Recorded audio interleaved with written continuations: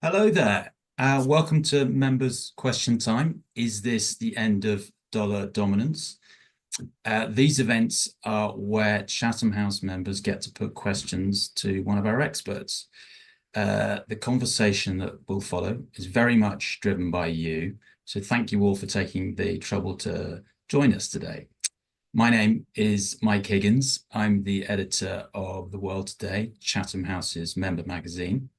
I'm joined by David Lubin, Senior Research Fellow at our Global Economy and Finance Programme. David will be talking about the role of the dollar in the global economy, specifically the extent to which its preeminence may be said to be under threat.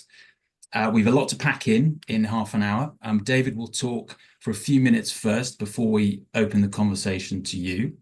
To be clear, this event is on the record and will be recorded and made available on the Chatham House website. Do please post on social media if that's what you'd like to do using the hashtag #CHEvents. David and I are also on LinkedIn and X if you're interested. Thanks very much to those of you who have already sent in questions for David. For those of you who haven't, do post your question in the Q&A box at the bottom of the Zoom screen. Once David has finished his remarks, I'll put a selection of those questions to him. And then at the end of the event, we'll be holding a short poll that you'll be able to vote on via your screen. I'll explain details of that later. Right, now to the question that we'll be discussing today. Is the US dollar's dominance of the global economy coming to an end? Well, you might well ask, why are we even bothering to pose that question? The dollar has been the top global currency for a century and remains so. Today, it accounts for some 60% of global foreign exchange reserves, despite the fact that America contributes only, if only is the right word, only about a quarter of global GDP. The dollar is also bought or sold in nearly 90% of global foreign exchange transactions. One part of the answer to that question, of course, is geopolitics. Russia's full-scale invasion of Ukraine in 2022 led to various economic sanctions, most significantly the freezing of about $300 billion worth of Russia's foreign exchange reserves, much of which was in US dollars and the currencies of America's allies. No other country wants to end up in Russia's position, to be blunt, but that recent geopolitical consideration has elevated a concern about dollar dominance that has been felt for decades. The extent to which access to US capital markets for any given country is hostage to rapid changes in US monetary policy.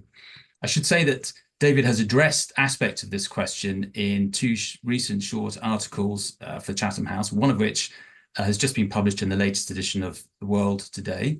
You'll find both of these articles on the Chatham House website under David's name.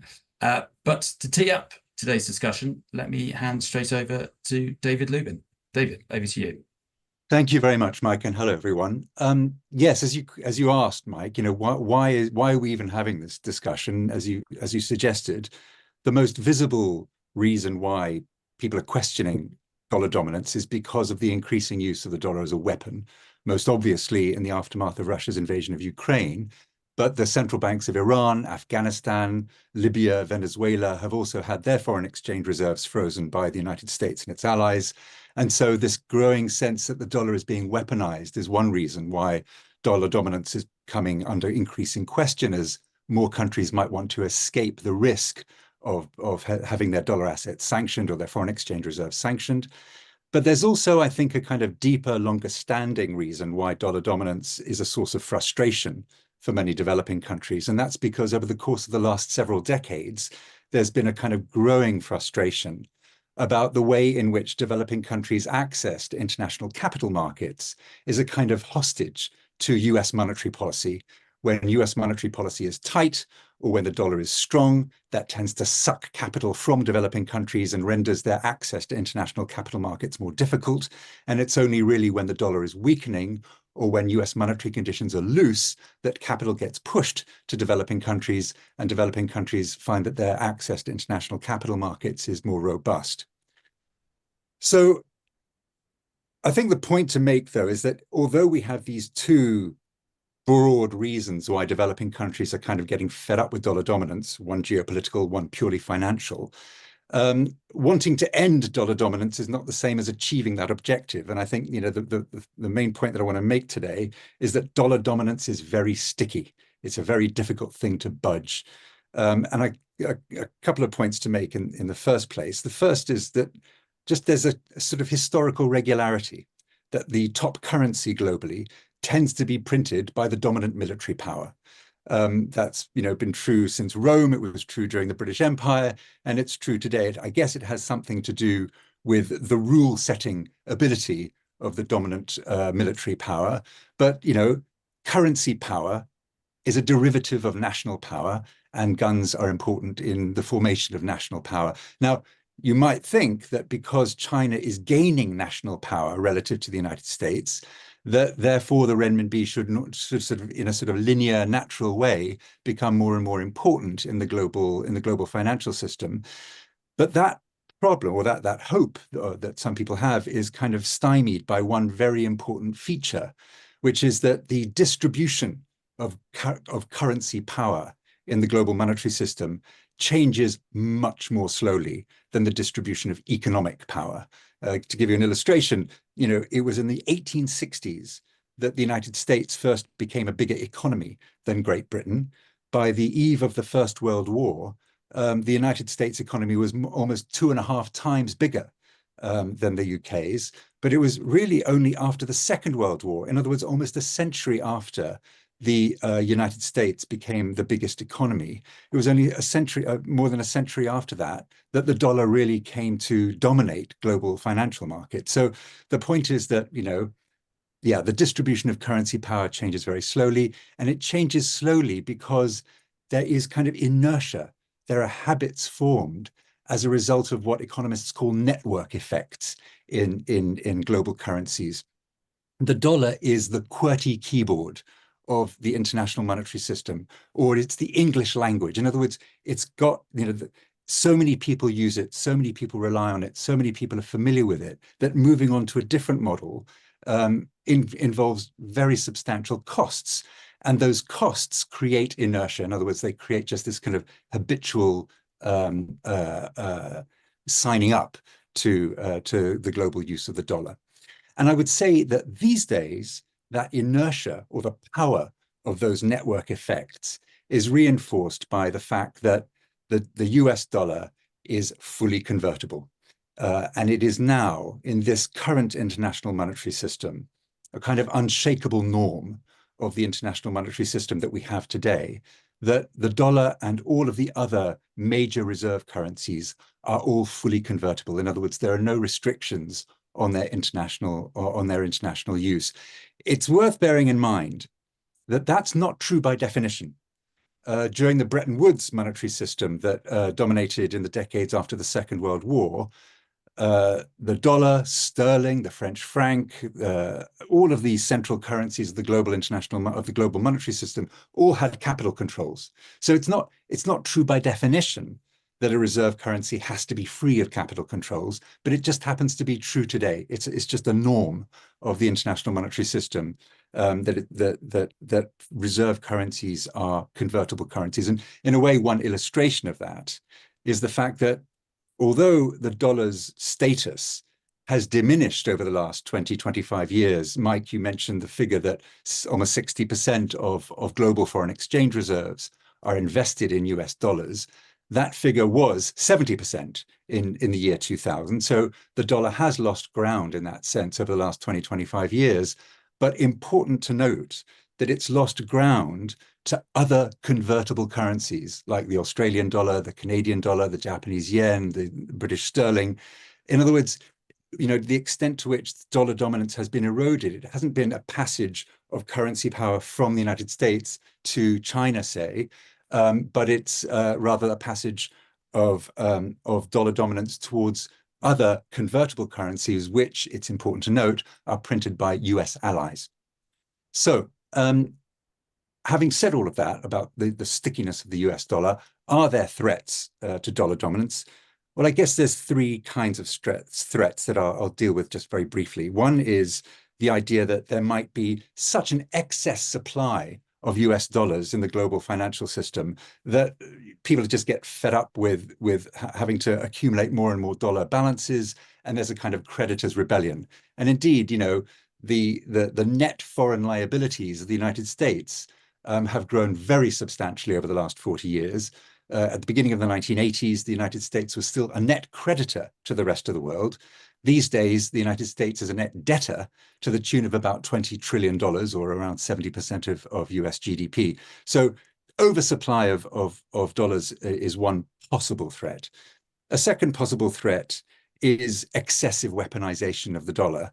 And the way that the United States behaved after the Russian invasion of Ukraine might have been a step too far, in a sense that developing countries might become materially more fearful of dollar weaponization. But it's worth remembering that escaping dollar dominance is one thing, but the point about the sanctions on the Russian central bank in February 2022 is that it wasn't just the United States, it was every country that prints a reserve currency in the G7 were involved in sanctioning the Russian central bank. So you can escape dollar dominance, but can you escape the dominance of all reserve currencies that, as I said, are printed by US allies? That's a much more difficult thing to do.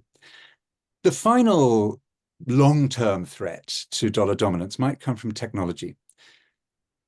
The one thing that I want to kind of mention is an initiative called mBridge, which is an initiative that's taking place within the BIS, the Bank for International Settlements, where the central banks of China, of Hong Kong, of the UAE, and of Saudi Arabia and of Thailand have pulled together to create an international platform that facilitates the exchange of local currencies, local currencies in digital format across an international platform that is built on blockchain.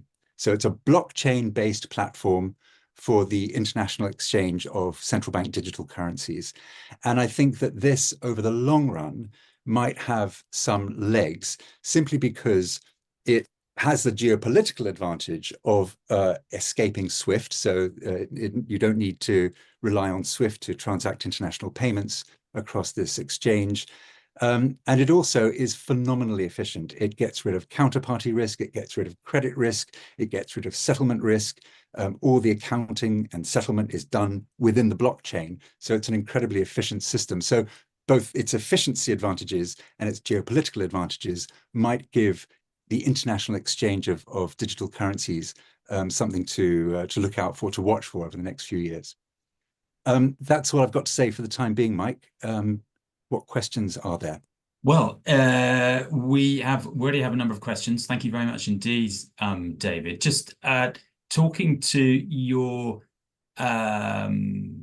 discussion about the so-called weaponization of the dollar. Joseph Black wants to know whether there are signs that the US has reconsidered how it has weaponized the dollar. What else might it be able to do to achieve its interests? In other words, how has it sort of changed the way it has weaponized the dollar?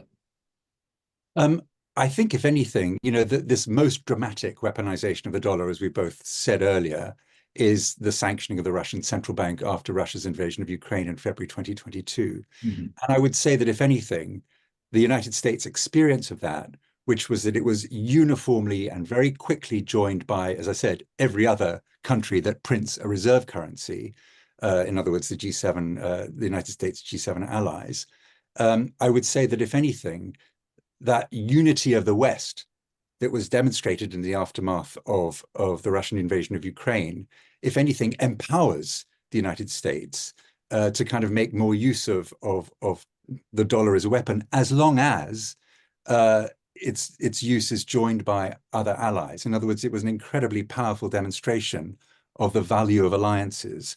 And I think that the United States, to the extent that it's needs to kind of confront similar problems in the future, will look at that experience of February 2022 and say, well, that was a big success. So they might feel emboldened to explore Yes, options, whatever they might be. Yeah. We've had a couple of questions about the significance of de-dollarization in the energy trade. Rosemary Griffin, I'll put them both to you if you don't Yeah. mind, David. Sure. Rosemary Griffin would like to know how significant is de-dollarization in the energy trade? Do you expect BRICS expansion to increase the use of alternative currencies in energy trade? And also, Kate Durin has asked, there's a lot of talk in the Middle East that the oil exporters could drop the petrodollar or conduct more trade with China in the yuan. Is this realistic? Not really, in my view. I mean, take Saudi Arabia. Saudi Arabia has, on average, a trade surplus with China of around $20 billion a year. Imagine that Saudi Arabia started to receive renminbi for that, in exchange for its oil sales to China. And so it was accumulating renminbi balances of around $20 billion worth a year to pay for, as China pays for its oil imports from Saudi Arabia. Now, the Saudi rial is pegged to the United States dollar. So there's two questions for the Saudi Arabians. The first is, what on earth will they do with $20 billion worth of renminbi per year when the renminbi remains a non-convertible currency that is full of capital controls? Its international use is highly restricted. And so, taking renminbi in exchange for oil sales to China limits the usefulness of the balances that Saudi Arabia accumulates as a result of those sales. And that's particularly true since, if your currency is pegged to the dollar and you're not accumulating dollar assets to make that currency peg viable, to make that currency peg credible. I mean, that's not a short-term threat because Saudi Arabia already has plenty of reserves to back up its peg to the dollar. But over time, there's an inconsistency between, on the one hand, receiving tons and tons of renminbi, on the other hand, maintaining a peg to the dollar. Is there any conceivable future in which Saudi Arabia would want to repeg its currency to the renminbi? I think we're decades away from that. So I don't think there's any near-term threat. The other sort of oil trade discussion that's often referred to in this context is between Russia and India. There were some discussions in the last couple of years between Russia and India such that Russia would receive rupees for its oil sales to India. But again, the same problem. The Indian rupee is not fully convertible. What is Russia going to do with a bunch of Indian rupees when its international use is constrained? And that's why, this is why in my initial comments, I was trying to emphasize the importance of currency convertibility. If you're comparing a fully convertible currency like the dollar or the euro or the yen to a non-convertible currency or not fully convertible currency like the renminbi or the rupee, there's a big disadvantage to the absence of convertibility. Now, a couple additional points. The first is, I think it is absolutely pretty much inconceivable that China will, in any near-term future, make the renminbi convertible for two reasons, really. One is that the pure economics of this. There's a lot more Chinese money that wants to explore the rest of the world than there is the rest of the world's money that wants to enter China. So if China got rid of its capital controls overnight, say tonight, the renminbi would suffer a very substantial depreciation. So there's a huge financial stability risk for China in moving towards eliminating or loosening its capital controls. For that reason alone, it's not going to happen. But I think for another reason, it's not going to happen, which is to do with the increasing role of the state and of ideology in the formation of Chinese economic policy. I think, my reading of Chinese economic policy making these days makes me think that the idea of this set of Chinese policymakers to say, well, the exchange rate, yeah, it's an important price, but we should let the market decide what the value of a dollar should be. I mean, the idea that the Chinese state should just let go of decision making with respect to the exchange rate, with respect to movements of money in and out of China, just seems to me a complete non-starter. So I think it's very, very unlikely to happen. But you did mention BRICS, Mike, and I think that I think it's important to emphasize that BRICS as an organization has a kind of basic lack of coherence in the sense that it includes both countries with an explicitly anti-Western agenda, like Iran or Russia, and it also includes countries with a non-Western agenda, like India. And it's that kind of renders BRICS in organizational terms relatively incoherent, with one important exception, which is the fact that, as far as I can make out, the one policy issue that unites the 9 current members of BRICS and the up to 40 additional members of BRICS that are sort of, in a queue to get in, the one thing that unites all of these countries, the one policy issue that unites all of these countries, is a sort of common desire to escape dollar dominance. And so it's very interesting, the reason why I mentioned mBridge, this kind of blockchain-based platform to facilitate international payments of central bank digital currencies. One reason why I think mBridge is an initiative worth following is because a few months ago, Anton Siluanov, the Russian finance minister, at the end of a BRICS finance ministers meeting — Russia is the current rotating president of the BRICS — at the end of a BRICS finance ministers meeting, Anton Siluanov talked about creating what he called BRICS Bridge. And so what you've got is the possibility of mBridge, which is currently sitting in a sort of conventional framework in the BIS. The one scenario, at least, is that mBridge sort of migrates to a pure BRICS environment that would, be, I think, the biggest thing that BRICS, the biggest thing I can imagine BRICS doing as a kind of, global policy initiative. And it's conceivable because because the current members of mBridge, as I said, Saudi Arabia, Thailand, China, and UAE, these are all either current members of BRICS or future members of BRICS. Mm-hmm. And so mBridge has a kind of BRICS flavor to it already. And so that's why it's becoming possible, in my view, to imagine mBridge sort of migrating into a pure BRICS environment. I'm just going to bring in a couple of questions that we had submitted earlier, which looks ahead to another potentially big geopolitical event, the US presidential election and its outcome. The question was put: what will happen to the dollar should Trump win a second term? And I did read of remarks that Donald Trump had made around trying to use tariffs, as he saw it, to protect the dollar's reserve currency status. So there was some criticism of those comments. So I wonder if you could sort of reflect on that as a potential kind of moment that the dollar's supremacy might look to wobble a little. Donald Trump has expressed 2 views about policy that have relevance for the dollar, that are completely contradictory.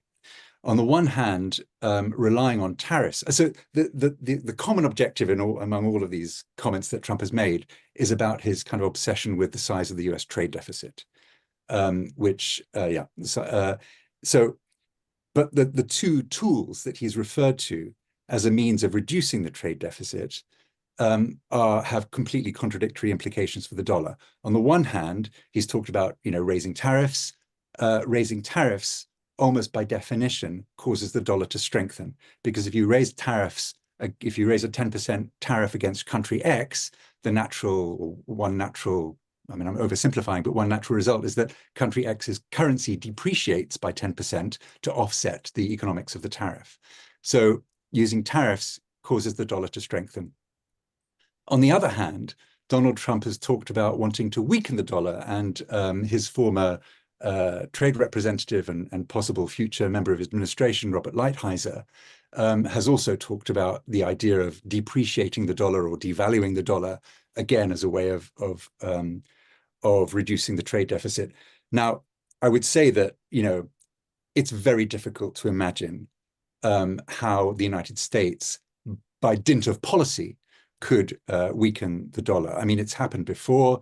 In 1985, there was the Plaza Accord, in which the United States, Japan, the United Kingdom, Germany, a number of others got together at a time when there was a universal acknowledgement or a universal consensus that the dollar was overvalued, that the dollar was too expensive, and that was causing sort of imbalances for the global economy. There was a coordinated intervention around 1985 as a result of the Plaza Accord to kind of weaken the dollar. It's very difficult to imagine that kind of that degree of coordination in today's international financial system, particularly since you'd need the cooperation of China to achieve such a thing. And I can't imagine why China would want its currencies to strengthen against the dollar. And the other ways in which Trump might want to weaken the dollar, either to kind of talk it down or to intervene in the foreign exchange markets unilaterally, or to impose capital controls. I mean, these things would be terribly destructive to US international credibility. And so I think, although he's spoken about wanting to weaken the dollar or talk down the dollar, it's going to be very, very difficult to do in practice, because in practice, the only really reliable way of achieving that objective would be to recreate something like the Plaza Accord. And I don't think that that's a realistic objective in today's geopolitical environment. We are running out of time, David. Thank you very much. Before we move to the final part of the discussion, there was a question that came in earlier online was, do you think the euro could ever become a credible challenger as a reserve currency, or rather to the primary reserve currency status of the dollar? How would the EU have to innovate institutions to allow that to become a possibility, if at all? One of the 20th century's most famous economists, Robert Mundell, had a great line: great powers have great currencies. The Eurozone is not really a great power. There's no political union in the Eurozone. There's no fiscal union. And so you've got a kind of combination of both kind of political and financial obstacles to the euro becoming a really heavy-hitting global currency. I mean, having said that, it's not a meaningless global currency. It accounts for around 20% of foreign exchange reserves, and that ratio has been fairly consistent over the last couple of decades. But the first problem is that the Eurozone is not a political union, but also there's a more technical aspect to this, which has to do with the fact that, unlike the United States, where companies tend to fund themselves by issuing securities, in the Eurozone, companies tend to fund themselves by borrowing from banks. And what that means is that the size of the Eurozone's capital markets are much, much smaller than the size of US capital markets. And one of the things that preserves dollar dominance is the depth and size of US capital markets. I mean, if you add up the total stock of bonds and the total stock of equities in the United States, you get a number close to $50 trillion. The same number within the Eurozone is more like $20 trillion. And so because the Eurozone's capital markets are so relatively undeveloped, that kind of limits the growth of the euro as an international currency. Right. Right. Thank you very much indeed, David. We are coming towards the end of the event, and thank you for those thoughts, and to everyone who's put questions today. I apologize if I've not been able to get to yours, but to close today, we're inviting you to take part in a poll in response to the question that should be popping up on your screen now. That question is, how many years do you think it will take before the dollar loses its place as the global reserve currency? We'd be grateful if you could vote. You've got about 30 seconds. And once you've voted, we'll get immediate results, and we'll put your thoughts to David. While you're voting, I should just reiterate that, as I said at the top, David has a couple of articles on the Chatham House website, including one in the World Today, which you can find if you search for David Lubin at Chatham House. So I hope you are clicking away.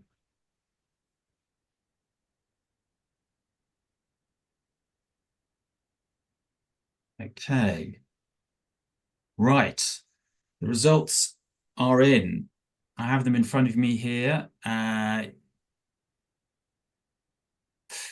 They're spread across all of the 6 options, but a third of you, the most, voted to say that it'll be 50 plus years before the dollar loses its place as a global reserve currency.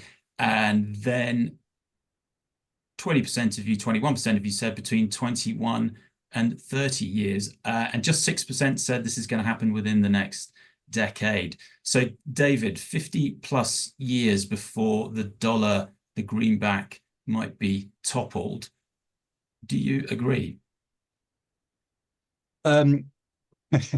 Yeah, I mean, I do. You know, I think it's going to be a long time coming. I mean, I don't want to sound, particularly at the end of a nice chat, I don't want to sound too pessimistic, but it is most likely that on the other side of World War III, where the United States is on the losing side, that is the most likely scenario for dollar dominance to come rapidly to an end. I don't want anybody to take that away as a forecast, but it's that kind of thing. You know, the connection between geopolitical power and currency power is, in my view, by far the most important fact here.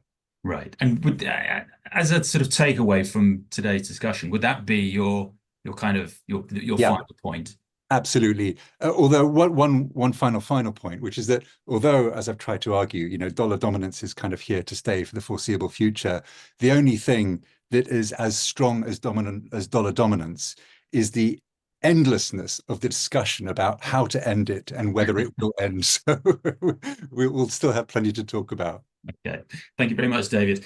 That's all we have time for today, sadly. Thank you very much to David Lubin for his thoughts today. And thank you very much to you, the Chatham House members who took the trouble to join us today and to create this discussion. We very much appreciate it.